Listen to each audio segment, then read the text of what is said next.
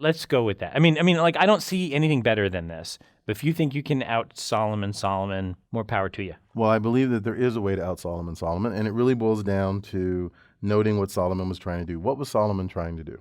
Solomon was they had private knowledge of whether they were moms or not, and she was just trying to get them to tell the truth. Right. And what he was trying to elicit in this particular mechanism was what their preferences were. So this sort of private notion of whether I'm a mom or not, sort of what was happening with what King Solomon was doing was this kind of assumption that each mom held the baby in sort of with some kind of value.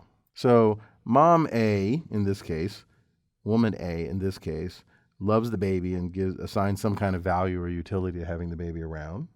And woman B also has a value or utility for having the baby around versus having the baby end up with the other woman. Right. And in particular, there's a value of the baby to the true mother that is higher than the value of the baby to the fake mother. Maybe. Okay. And in this case, that better be what King Solomon thought, because otherwise, why would the fake mother be okay with cutting the baby in half? Again, not necessarily okay, just not as horrified. Right. Well, that means there's a lower value there. Right. So there's two values that are actually going on, and let's say there's a value of the baby for the real mother, and there's a value of the baby for the fake mother.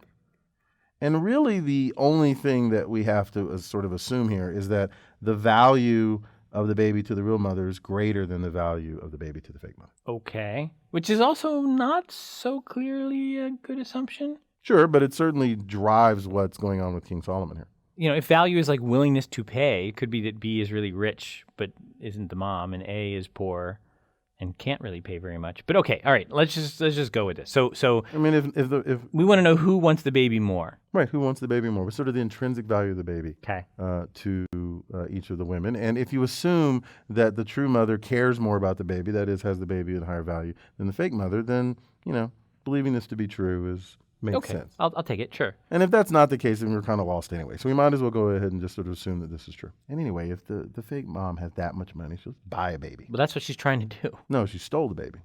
Oh, good point. Okay, good. So let's assume that we really believe that there's a value to the baby, to the real mom, and it's greater than the value of the baby to the fake mom, okay? Mm-hmm. So I'm just going to assert another kind of mechanism that King Solomon may have used.